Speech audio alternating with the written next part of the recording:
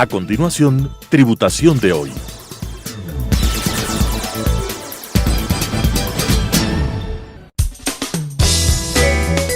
Clasificación A. Apto para todo público.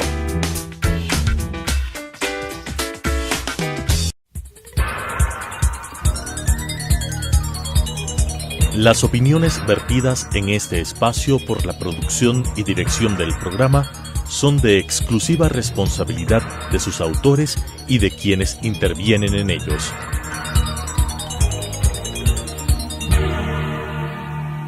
Telesucesos Canal 29 UHF presenta Tributación de hoy, un programa destinado para los ciudadanos en su entorno fiscal para el Ecuador, con la conducción de la doctora Cristina Trujillo. Tributación de hoy. Tributación de hoy, un programa diferente donde abordaremos temas relacionados con el ámbito tributario, financiero, contable.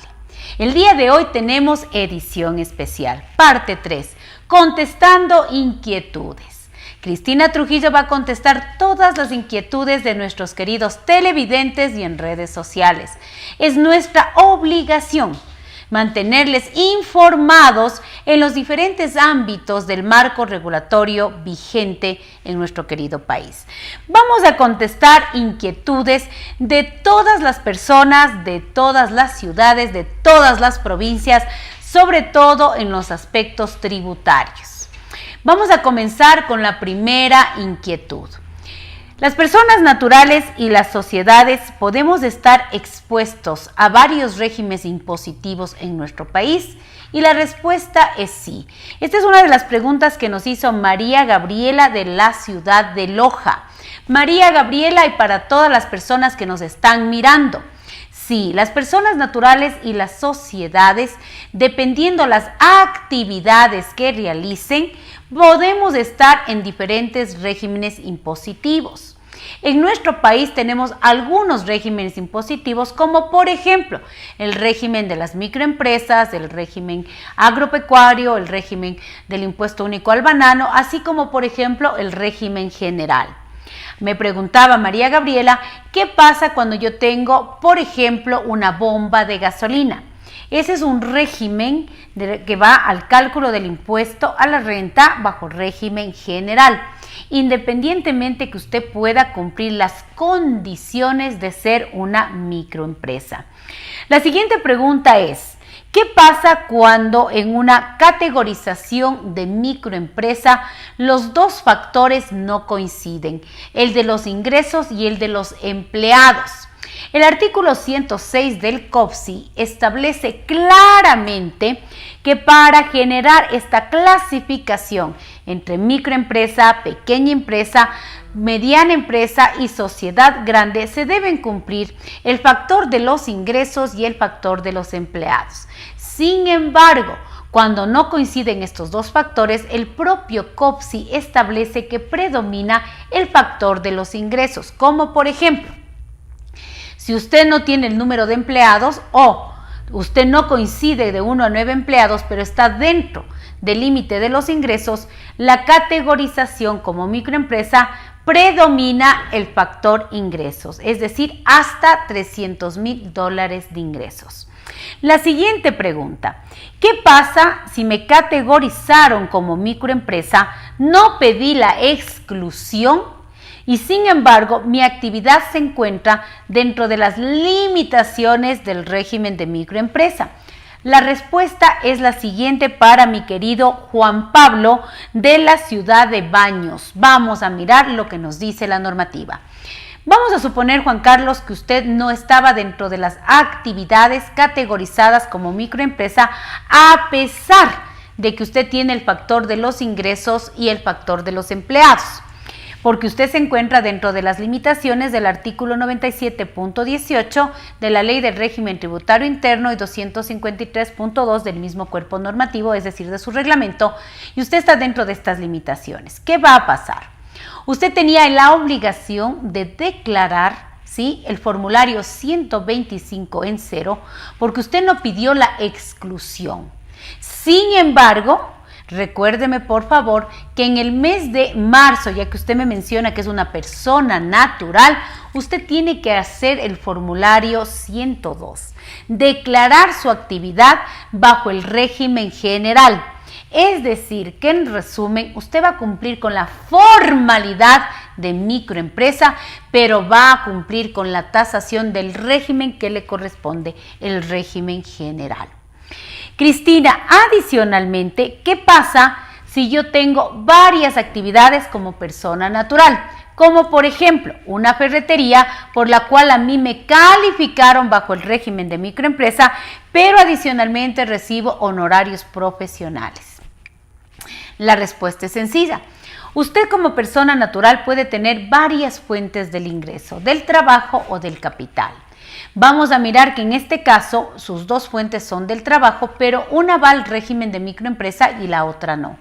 En el régimen, por ejemplo, de la ferretería por el cual a usted le calificaron como microempresa, usted debía haber calculado su declaración de impuesto a la renta conforme a lo establecido a este régimen impositivo en el formulario 125, haber pagado el impuesto a la renta con la tarifa del 2%, descontando las retenciones del 1,75 que le debe haber realizado, esperar a este mes de marzo, consolidar la información, pagar el impuesto a la renta de los honorarios profesionales, excluir en la declaración que vamos a hacer en el mes de marzo lo que usted ya canceló como régimen de microempresa, pero usted tiene que pagar por los honorarios profesionales, pues un régimen general con una tarifa impositiva progresiva del 0 al 35% conforme al artículo 36 del reglamento de la Ley del Régimen Tributario Interno y sus cuerpos reglamentarios. Cristina, ¿me podría indicar cuál es el concepto de base imponible en un régimen de microempresa? Nos pregunta Lorena Tamayo de la ciudad de Guayaquil. Sí existe un concepto de base imponible.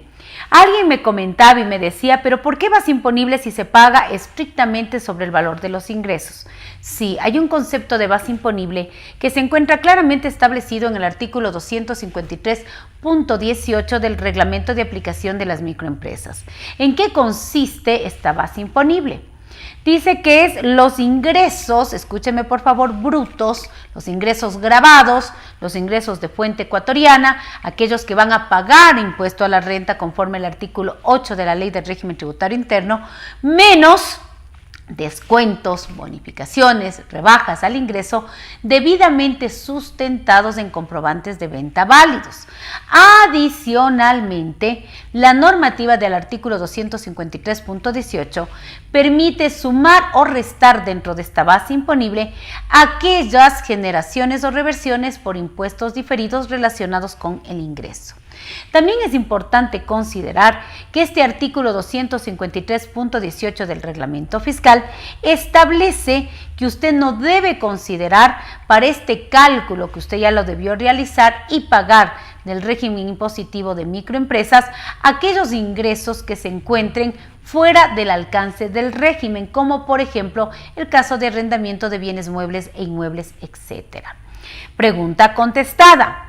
Cristina, ¿qué pasa con una sociedad que trae créditos tributarios de años anteriores, exactamente, y que hoy ha sido considerada como microempresa?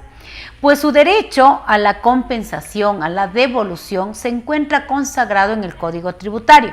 Sin embargo, es importante que usted recuerde que para esta declaración la normativa estaba vigente para que usted se pueda considerar en esta declaración de microempresas las retenciones que se encontraban directamente relacionadas con la actividad de la microempresa. El crédito tributario de años anteriores usted tendría que declararlo en su declaración del 101 o 102 para que se pueda compensar con las otras rentas del régimen general o pueda hacer su petición de devolución como pago indebido o como pago en exceso. También es importante mirar que el día de ayer se publicó el decreto presidencial donde existen importantes reformas al régimen de microempresa. Estamos atentos esperando la resolución para poder aplicar de manera correcta este decreto que modifica sobre todo el tema del crédito tributario y la presentación del impuesto a la renta sí, de microempresas en ciertos casos porque usted haya tenido pues una actividad adversa. Siguiente pregunta. ¿Qué va a pasar con este régimen general que se debe presentar en el mes de marzo, en el mes de abril, cuando se tienen actividades tanto de microempresa como de régimen general? Lo acabo de mencionar. La normativa establece claramente que las actividades exclusivas de microempresas son las actividades empresariales y se deben someter a este régimen impositivo con todas las reglas que se encuentran estipuladas en forma y fondo en la ley y reglamento de las microempresas que fue introducido a la ley del régimen tributario interno a través de esta ley orgánica de simplicidad y progresividad tributaria. Usted puede tener varias actividades y hacer sus declaraciones, obviamente conjuntas. Alguien me preguntaba, ¿qué pasa, Cristina, si doy una sociedad microempresa que ya declaré, que ya pagué en el mes de enero mi impuesto? ¿Qué tengo que hacer en el mes de abril? Para las sociedades es totalmente obligatorio hacer su declaración en el mes de abril, consolidando toda la información y excluyendo en la parte de la conciliación tributaria los ingresos y costos y gastos de microempresa para que no se vuelvan en este momento, pues, a duplicar un impuesto. Y el crédito tributario remanente que le puede quedar de la declaración de microempresa, usted se pueda compensar tranquilamente si es que tiene otras actividades en régimen general en su declaración del mes de abril. Eso es de manera obligatoria. Las sociedades deben presentar, independientemente que usted tenga ya declarado y pagado su impuesto como microempresa, la declaración en el mes de abril. Puede ser o puede determinarse como una declaración informativa si usted no tiene otra actividad, pero si usted tiene otra actividad, pues debería declarar lo que le faltaría por las otras rentas bajo el régimen general correspondiente. ¿Y qué pasa con las personas naturales? Las personas naturales deben presentar su declaración obligatoria en el mes de marzo, adicionalmente a las de las microempresas si es que tienen otras rentas sujetas al régimen general. Y adicionalmente, si una persona natural está consciente de que tiene un pago indebido o un pago en exceso, para poder presentar este derecho que se encuentra consagrado en el Código Tributario, debe presentar su declaración de impuesto a la renta en el mes de abril. Me preguntan si es que existe algún cambio importante que yo deba profundizar el día de hoy, ya en las declaraciones de régimen impositivo general para este cierre fiscal del mes de marzo y el mes de abril de nuestros impuestos del año 2020, y la respuesta es no. Para el año 2020, con la última reforma que se hizo de la Ley Orgánica de Simplicidad y Progresividad Tributaria, que rige para el año 2020 en un régimen general para las personas que nos están mirando y escuchando. El régimen general es el régimen que se basa en el control de ingresos, sean exentos o gravados, costos y gastos deducibles, para determinar una base imponible de acuerdo al artículo 16 de la Ley del Régimen Tributario Interno y 46 del Reglamento Fiscal, es decir, bajo una tarifa general de sociedad que es del 25, pero puede haber otras tarifas también, o una tarifa progresiva, es decir, en el régimen general. Nuestro cierre fiscal tiene que manejarse revisando la normativa actualizada, la última que tuvimos a través de la Ley Orgánica de Simplicidad y Progresividad Tributaria, a la Ley del Régimen Tributario Interno. Mis recomendaciones, ya que esta pregunta nos hace Paul de la ciudad de Riobamba, hermosa ciudad donde nacieron mis padres. Quiero mandarles un fraterno saludo porque Riobamba está muy activa, siempre siguiendo mis programas y sobre todo Tributación de Hoy. Pues para la persona que nos preguntó, simplemente revisemos los principales puntos que se actualizaron para el 2020 y que para el 2021 siguen igual sobre el régimen general.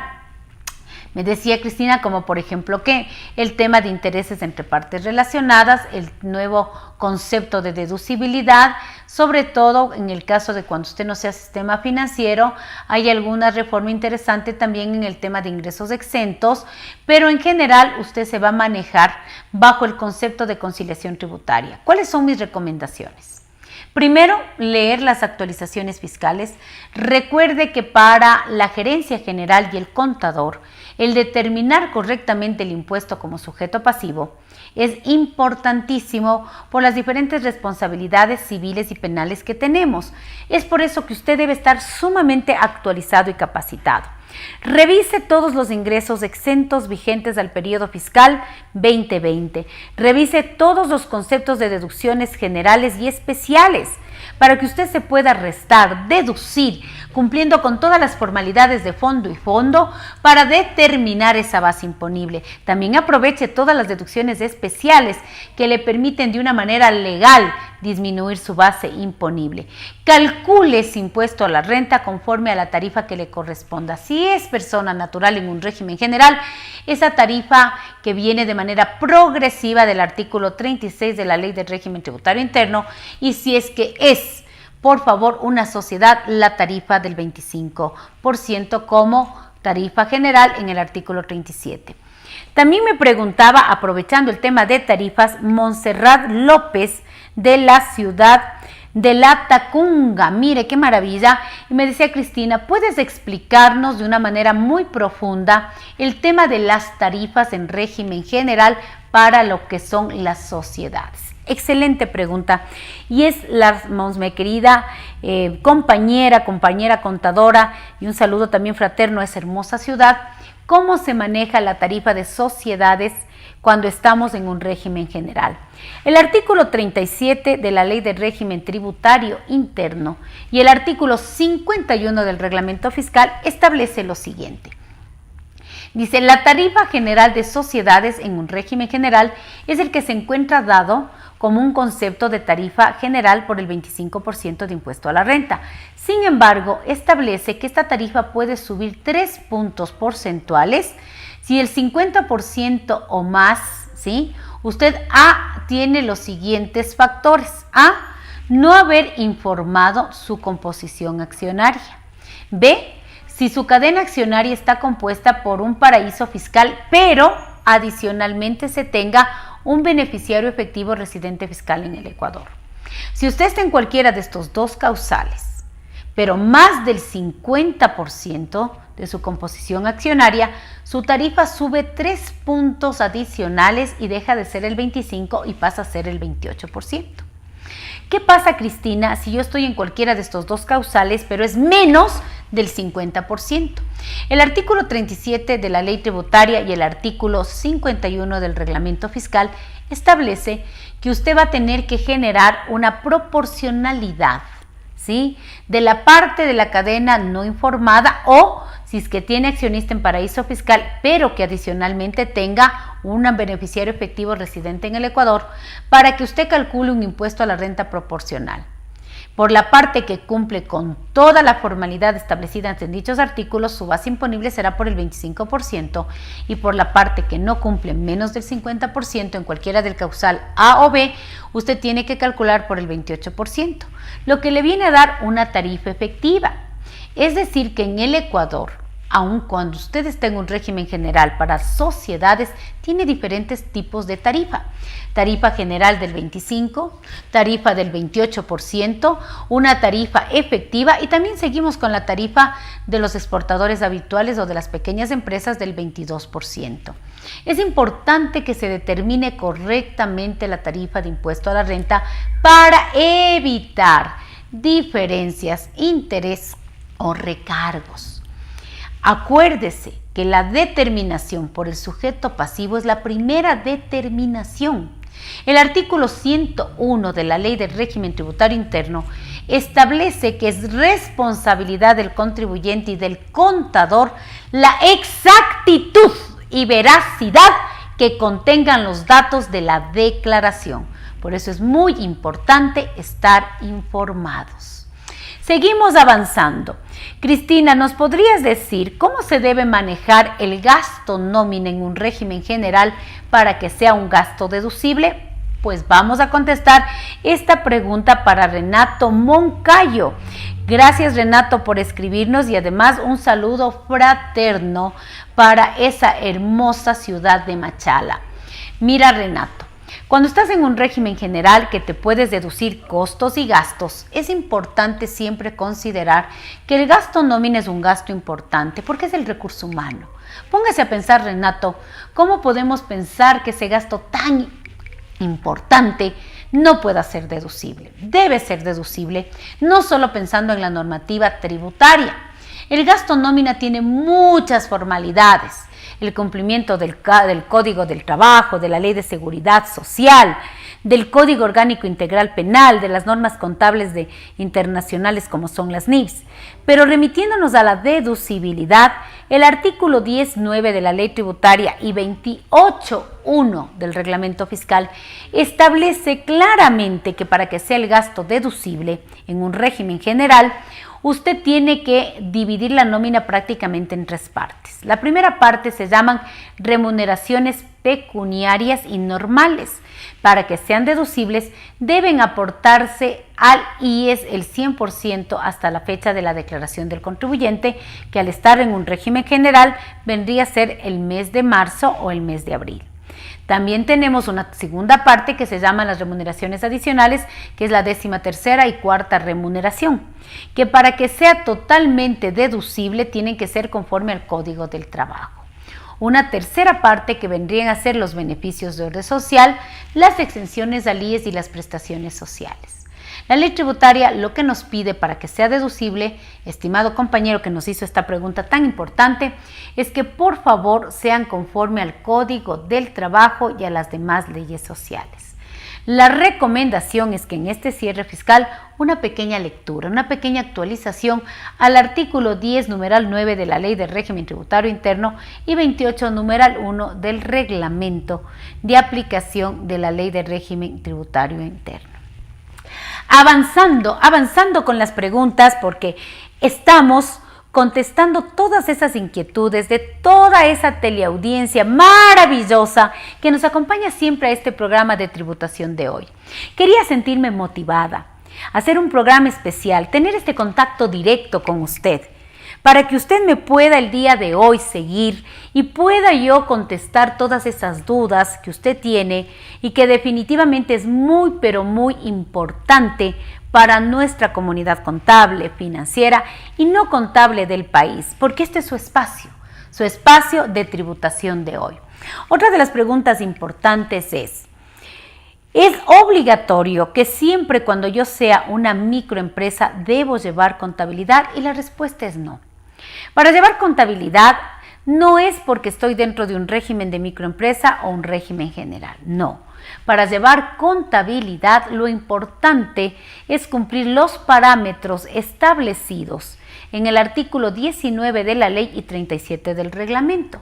Para llevar contabilidad, usted puede estar en un régimen general o en un régimen especial o en un régimen de microempresa. Lo importante es que usted cumpla los parámetros. Otra de las preguntas importantes es: ¿qué pasa entre las normas contables de información financiera NIPS? ¿Cuál es la norma más recomendable? Las normas internacionales de NIPS completas y NIPS para pymes. Yo no puedo decir cuál es la recomendable o no es la recomendable. Lo que yo sí le puedo decir, que las normas internacionales vinieron para generar razonabilidad financiera en nuestro país.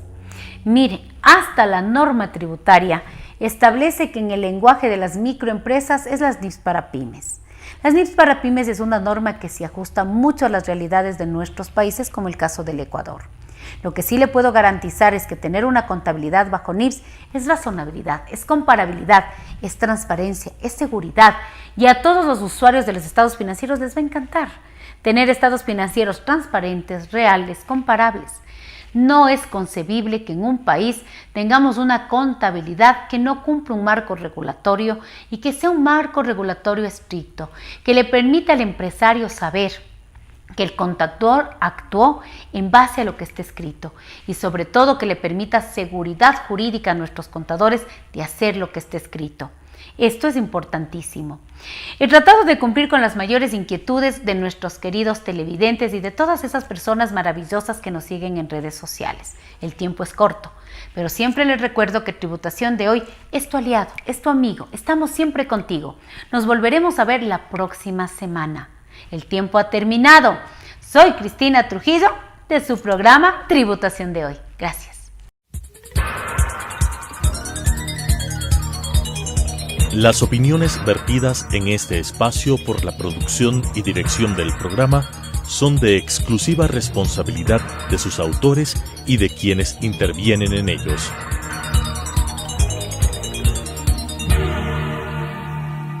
Telesucesos Canal 29 UHF presentó Tributación de hoy, un programa destinado para los ciudadanos en su entorno fiscal para el Ecuador, con la conducción de la doctora Cristina Trujillo. Tributación de hoy.